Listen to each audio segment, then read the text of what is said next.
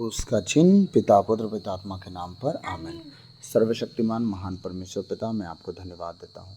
जितने आज आपके बेटे बेटी हैं परमेश्वर, उनके जीवन के लिए, उनके घर परिवार के लिए, उनके मन विचार के लिए, शरीर प्राण आत्मा के लिए प्रभु, जिस तरह आपने अब तक उन्हें जीवित सुरक्षित हम सबको बचाया संभाला और परमेश्वर अचानक मरी मृत्यु से बचाया, उसके लिए लाखों लाख धन्यवाद। और आगे भी बचाए संभाले रखिएगा परमेश्वर। हमारे जीवन में हर एक परिस्थिति में प्रभु आपकी इच्छा पूरी होती जाए। प्रभु आपके बेटे बेटियों के लिए मैं प्रार्थना करता हूँ, उनके घर परिवार के लिए, उनके जीवन के लिए, उनके शरीर प्राण आत्मा के लिए प्रभु बच्चे, उनका घराना बचाया जाए, उनके जीवन की सारी कमी घटी दूर करें परमेश्वर। आप महान हैं, आप दयालु अति करुणामय, आप दया के सागर दया के धनी हैं। आप इब्राहिम इसहाक और याकूब के परमेश्वर, आपके जैसा ना कोई था, ना कोई है, ना कोई होगा। आप जीवितों के परमेश्वर हैं पिता। मैं आपको धन्यवाद देता हूँ प्रभु। मेरे मुख पर पहरा बिठाइए, मेरे होठों के द्वार की रखवाली कीजिए प्रभु। आज मुझे बोलने के लिए शब्द दीजिए, अपने भेद भरी बातों को आप यिर्मयाह 33:3 में आप खुद कहें परमेश्वर, तुम मुझसे प्रार्थना करो और मैं तुम्हें वो बातें बताऊंगा जो तुमने आज तक न जाना परमेश्वर। भेद की बातें परमेश्वर मुझे आज बताइए, ताकि आज एक एक जन को प्रभु आपके वचनों का, हम सबको ज्ञान प्रकाशन मिले परमेश्वर कि आप कौन हैं, आप कितने महान और कितने सामर्थी हैं और लोग आपको कितने हल्के से लिए हैं परमेश्वर। मैं प्रार्थना करता हूँ कि आज हम जितने हैं आज जान सकें प्रभु कि आप कौन हैं। ये अनुग्रह हम पर लगाइए परमेश्वर। पवित्र आत्मा जी, मैं आपका स्वागत करता हूँ हमारे बीच में। ये प्रार्थना यीशु के नाम पे मांगता हूँ। जब हम पढ़ें सुने परमेश्वर, आपके वचनों को 100 गुना फलों को लाएं। ये प्रार्थना यीशु मसीह के सामर्थी नाम से भक्त आपसे मांगते हैं, सुनिए और दया से ग्रहण कीजिए, आमीन। सबों को जय यीशु। आशा करता हूँ आप सब आनंदित होंगे और आगे भी रहेंगे। आइए हम प्रभु के वचन में जाएंगे। जैसा कि मैंने कहा था कि कल का वचन थोड़ा सा अच्छा होगा, ज़्यादा वाला, तो मैं छोटा वचन डाला कल, छोटा सा संदेश था, क्योंकि बहुत लंबा जो टॉपिक था उसको मैं शॉर्ट किया और आप लोग को होमवर्क भी दे दिया। तो आज हम आएंगे अपने उस मेन टॉपिक पे, जो अपने प्रभु के विषय में थोड़ा जानेंगे, ठीक है। जो पुराना विधान पढ़ते हैं वो तो जानते होंगे, लेकिन जो नहीं पढ़ते हैं वो आज बहुत करीब से जानेंगे, छोटे से संदेश में जानेंगे। तो आज हम मत्ती अध्याय 12 पद संख्या 6 पढ़ेंगे, ठीक है। संत मत्ती अध्याय 12 पद संख्या 6, पेज नंबर 19, नया विधान, ठीक है। आज वचन हम जो पढ़ेंगे तो उस वचन में क्या लिखा है, मैं तुमसे कहता हूँ यहाँ वह है जो मंदिर से भी महान है। क्योंकि बहस चल रही थी, सब्त के दिनों के विषय में हम देख रहे हैं ना, तो बहसबाजी चल रही थी। सब्त के दिन तुम ये ना करना, विश्राम दिवस के दिन तुम वो ना करना, ये मत करना, वो मत करना। यीशु मसीह ने लास्ट में क्या कहा, मैं तुमसे यह कहता हूँ यहाँ वह है जो मंदिर से भी महान है। महान बोले तो अपने विषय में यीशु मसीह बात कर रहे हैं कि तुम मंदिर मंदिर की बात कर रहे हो, सब विश्राम दिवस की बात कर रहे हो, लेकिन मैं तुमसे कह रहा हूँ आज यहाँ वह खड़ा है तुम्हारे बीच में जो मंदिर से भी महान है, शब्द के दिन से भी महान है। चिंता मत करो। लेकिन वो लोग नहीं समझे इस बात को। आज हम इस बात को बहुत अच्छे से समझेंगे कि हमारा प्रभु है कौन असल में। शब्द का दिन, वो क्या बोलते हैं, विश्राम दिवस बनाने वाला परमेश्वर हमारा परमेश्वर है। हाँ, मैं तुमसे कहता हूँ यहाँ वह है जो मंदिर से भी महान है, बड़ा है। कैसे? अब हम आएंगे थोड़ा पुराने विधान में घुसेंगे, तब पता चलेगा कि वो कितना महान है। दूसरा इतिहास का ग्रंथ हम निकालेंगे जल्दी से। दूसरा इतिहास का ग्रंथ अध्याय 6 पद संख्या 18 मेरे साथ निकालेंगे। 6 का 18 प्रभु का वचन क्या कह रहा है, क्या यह संभव है कि ईश्वर सचमुच पृथ्वी पर मनुष्यों के साथ निवास करे? क्या यह संभव है? प्रभु पूछ रहे हैं, क्या यह संभव है कि ईश्वर खुद मनुष्यों के साथ पृथ्वी पर निवास करे? हाँ, आकाश और समस्त ब्रह्मांड में तू नहीं समा सकता। क्या कह रहा है प्रभु का वचन, आकाश और समस्त ब्रह्मांड में तू नहीं समा सकता, तो इस मंदिर से क्या जिसे मैंने बनवाया। सुलेमान की बात सुनिए, कह रहा है कि पूरी आकाश और पृथ्वी और ब्रह्मांड में तू समा नहीं सकता, तो तू जो मंदिर में बनवाया हो उसमें कैसे समाएगा? इसका मतलब यीशु मसीह कौन है जो आकाश में, पृथ्वी पर, ब्रह्मांड में नहीं समा सकते? उनका एक बेटा है वो, ठीक है। उसके लिए एक मंदिर की बात चल रही है, तब ना वो बोल रहा है कि मैं वो हूँ तुम्हारे बीच में, वो खड़ा है जो मंदिर से भी बड़ा है। हालेलुया, जो मंदिर से भी बड़ा है तुम्हारे बीच में। और यहाँ लोग कह रहे हैं कि अब बता, विश्राम दिवस के दिन तो ऐसा कर दिया, वैसा कर दिया। इसीलिए प्रभु कह रहा है मैं तुमसे कहता हूँ यहाँ वह है जो मंदिर से भी महान है, मंदिर से महान। और उनकी तुलना कहाँ हो रही है? पुराने विधान में। कौन कर रहा है? राजा सुलेमान कर रहा है, मूसा नबी कर रहे हैं, एसायस नबी कर रहे हैं। कैसे? क्या यह संभव है कि ईश्वर सचमुच पृथ्वी पर मनुष्यों के साथ निवास करे? बिल्कुल हो ही नहीं सकता। हाँ, आकाश और समस्त ब्रह्मांड में तू नहीं समा सकता, तो इस मंदिर में क्या जिसे मैंने बनवाया है। वो तो परमेश्वर की कृपा थी कि राजा सुलेमान को अपना अनुग्रह दिया और आके चुपचाप उसके साथ यरूशलेम में निवास किया और आशीष दे दिया।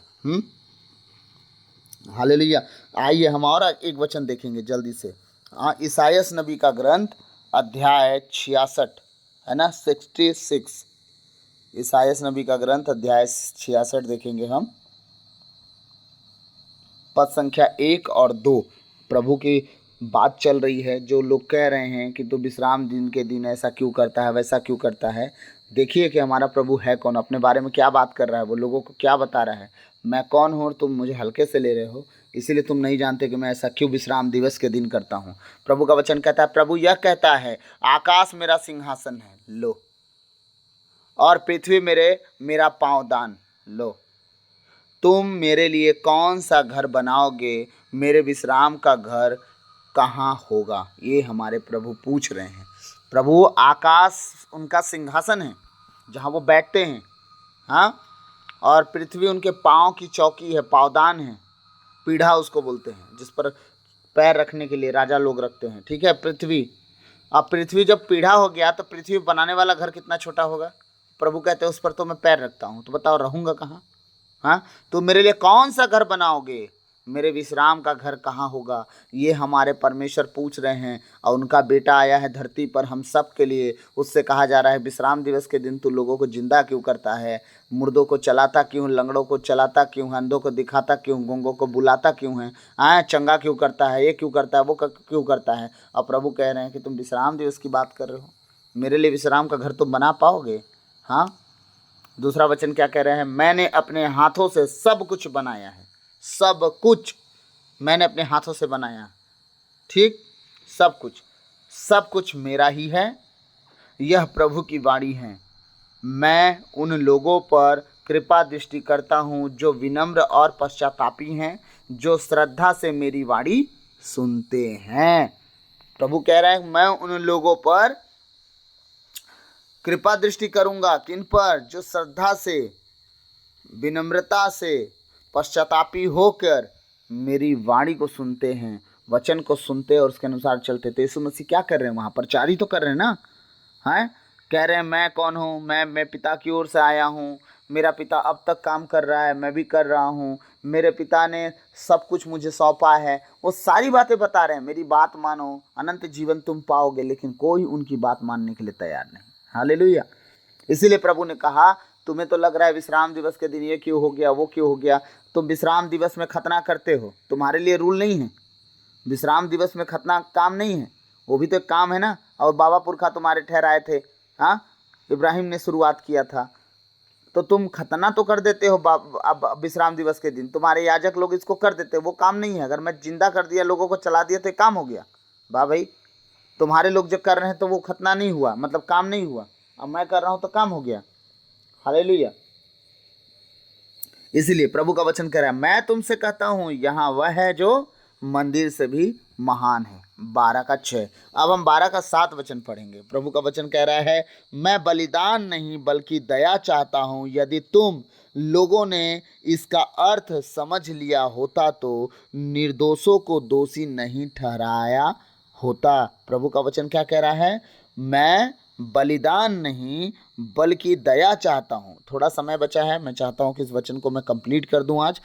मैं बलिदान नहीं बल्कि दया चाहता हूँ। आप परमेश्वर क्या चाहते हैं? दया। और बलिदान से उनको इतना खुशी नहीं मिलती। अगर आप लोग को लगता होगा कि प्रभु बलिदान से खुशी होते हैं तो स्तोत्र ग्रंथ अध्याय 50 पढ़ लीजिएगा, 50। ठीक है, आपको पता चल जाएगा कि परमेश्वर ये सारी चीज़ों से खुश नहीं होते। अगर और डिटेल से जानना है तो ईसाइयास नबी का ग्रंथ अध्याय 1 पद संख्या शायद 12 से पढ़ लीजिएगा, शायद 12 से ही है ना, पद संख्या 12 से पढ़ लीजिएगा। परमेश्वर कितना गुस्से में बात करता है। हाँ, तो प्रभु कह रहे हैं कि मैं बलिदान से प्रसन्न नहीं होता। अगर वो बलिदान चाहता तो बोलता है जितने जीव जंतु हैं मैंने बनाए, जब चाहूँगा मैं ले लूँगा, तुमसे नहीं मांगूंगा। ठीक है। 7वां वचन कह रहा है मैं बलिदान से नहीं बल्कि दया चाहता, मैं बलिदान नहीं बल्कि दया चाहता हूँ। यदि तुम लोगों ने इसका अर्थ समझ लिया होता, इसका अर्थ अगर समझ लिया होता तो निर्दोषों को दोषी नहीं ठहराया होता। अगर तुम जानते कि मैं दया चाहता हूँ बलिदान नहीं, तो तुम निर्दोषों को दोषी नहीं ठहराते। तुमने निर्दोषों को दोषी ठहरा दिया और कहते हम बहुत धर्मी हैं। तुम धर्मी नहीं हो, असल में तुम हो पापी है, तुम अधर्मी हो। पूरी तरह से तुम पाप को लेके चल रहे हो। परमेश्वर का कोप भड़क गया है प्रजा पर और प्रजा समझ नहीं रही है। अब हम आएंगे थोड़ा सा इस वचन के गहराई में जाने के लिए। होशिया का ग्रंथ अध्याय 6 पद संख्या हम 6 निकालेंगे। होशिया के ग्रंथ 6 के 6 में क्या लिखा है?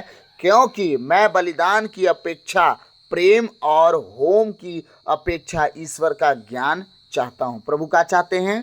बलिदान से ज़्यादा प्रेम चाहते हैं और होम चढ़ाने से ज़्यादा ईश्वर का ज्ञान चाहते हैं। ईश्वर का ज्ञान क्या आप में है?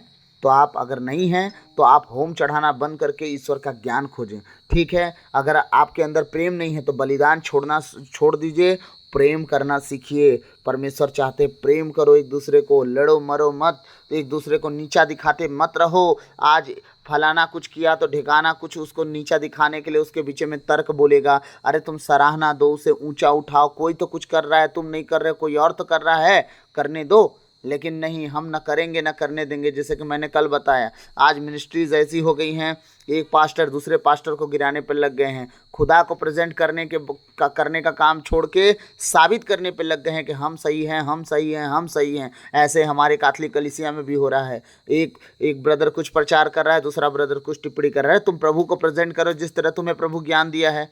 हाँ, फलाना व्यक्ति जिस तरह ज्ञान पाया, फलाना व्यक्ति प्रेजेंट करे प्रभु को। आपको जिसको पसंद आए सुनो, दूसरों को क्यों टिप्पणी कर रहे हो? सब पूरी दुनिया को आप ही संभाल लोगे? पूरी दुनिया को आप ही सुसमाचार सुना दोगे? पूरी दुनिया में आप ही टहल के वचन प्रचार कर लोगे? नहीं कर सकते ना। इसीलिए आप अपना काम करो, फलाना आदमी फलाना काम करे, क्योंकि अगुओं से ज़्यादा लेखा परमेश्वर लेगा।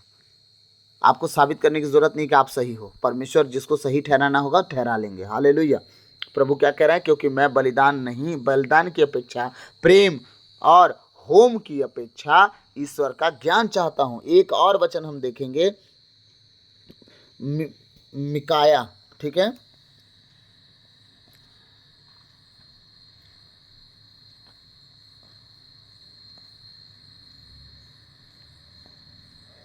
मिका का ग्रंथ हम देखेंगे।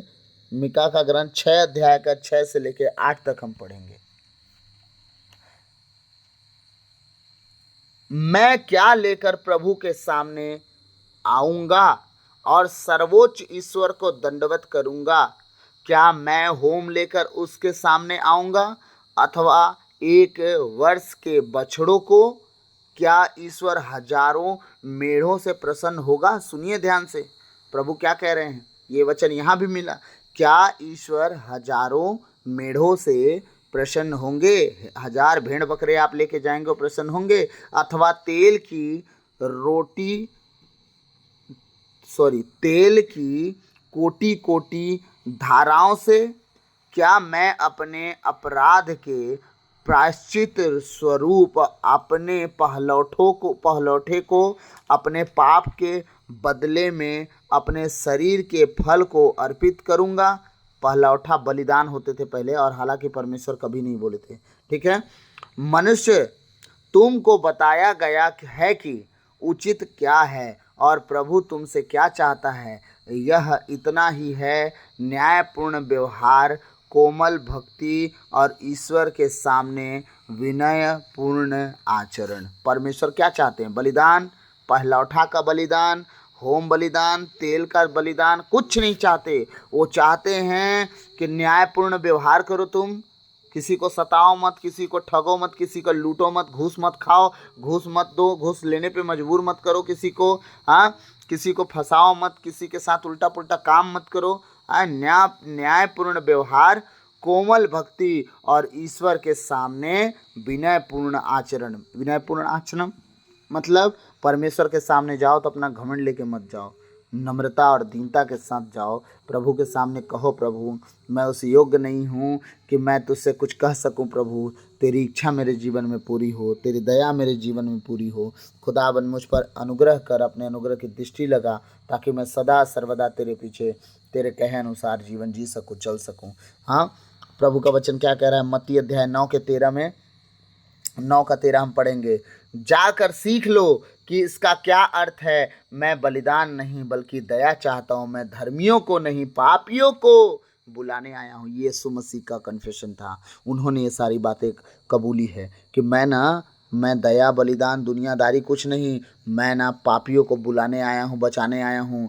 जाकर सीख लो कि इसका अर्थ क्या है। मैं बलिदान नहीं बल्कि दया चाहता हूँ। बलिदान से वो प्रसन्न नहीं होता। तुम जितना बलिदान चढ़ा दो, अगर तुम्हारे अंदर, तुम्हारे हृदय में अगर दया नहीं है तो किसी काम का नहीं। वो चाहता है कि तुम दया करो। बलिदान से अच्छा मैं दया चाहता हूँ, मैं धर्मियों को नहीं पापियों को बुलाने आया हूँ। क्यों? क्योंकि धर्मी तो ऑलरेडी बचाए गए हैं। उनको बचाने का क्या मतलब? वो तो बचाए गए ना। अभी मुझे पापियों की जरूरत है, क्योंकि पापी भी बचाया जाए, इसलिए मैं धर्मियों को नहीं पापियों को बचाने आया हूँ। ये हमारा परमेश्वर है। और लास्ट वचन पढ़ूंगा, क्या कह रहा है प्रभु वचन? क्योंकि मानव पुत्र विश्राम के दिन का भी स्वामी है। आमीन। हमारा प्रभु यीशु मसीह विश्राम के दिन का स्वामी है। वो परमेश्वर है। वही ठहराया है कि विश्राम दिवस के दिन क्या होना है, क्या नहीं होना है। वही ठहराया है कि विश्राम का दिवस क्या होना चाहिए। विश्राम का दिवस का स्वामी हमारा प्रभु यीशु मसीह है। तो प्रभु आज के इन वचनों के द्वारा हम सबको बहुतायत से आशीष दे। मैं आशा करता हूँ आज वचन को परमेश्वर के कहे अनुसार उन सब बातों को आप बहुत अच्छे से समझ पाए होंगे, जो प्रभु अपना नाम लेता है और कहता है कि मैं तुमसे कहता हूँ, यहाँ वह है जो मंदिर से भी महान है। मैं बलिदान नहीं बल्कि दया चाहता हूँ। यदि तुम लोगों ने इसका अर्थ समझ लिया होता तो निर्दोष को दोषी नहीं ठहराया होता। प्रभु का ये सारा वचन आप समझ गए होंगे, क्योंकि मानव पुत्र विश्राम के दिन का स्वामी है। तो आप सब बहुतायत से ब्लेस हों इस वचन के अनुसार। आप अपने जीवन के लिए, अपने घर परिवार के लिए हमेशा मतलब पूरी तरह से आइडल बने, सिखाने वाले बने कि प्रभु यीशु मसीह क्या चाहते हैं आपसे। ईर्ष्या, जलन, डाह, लीला, क्रीड़ा, मतवालापन, फूट, दारू, नशा, लड़ाई झगड़ा, व्यभिचार वो नहीं चाहते। वो चाहते कि आप दया करो एक दूसरे के ऊपर। हाँ, आप प्रभु के आज्ञाओं पर आप खरे उतर जाएंगे। बलिदान आपसे चढ़े ना चढ़े, लेकिन आपकी दया ही उसके सामने बलिदान का काम कर जाएगा। तो मैं आशा करता हूँ आप सब बातों को आज समझे होंगे, प्रभु के वचन को। और प्लीज़ कमेंट कीजिएगा, और जो समझ में ना आए प्लीज़ वो भी पूछिएगा। मैं कोशिश करूँगा जवाब देने की, और नहीं दे पाया तो मैं और ऐसे लोग हैं जो प्रभु में हैं उनसे पूछ के बताऊँगा, जो आपको समझ में ना आए तो प्रभु आप सबको बहुतायत से आशीष दे। God bless you. आप बचें, आपका घराना बचाया जाए। प्रेरित चरित्र 16:31 के अनुसार यीशु मसीह के नाम से ऐसा ही हो। तो प्रभु आप सबको बहुतायत से आशीष दे। क्रूस का चिन्ह पिता पुत्र पवित्र आत्मा के नाम पर आमीन। सबों को जय यीशु।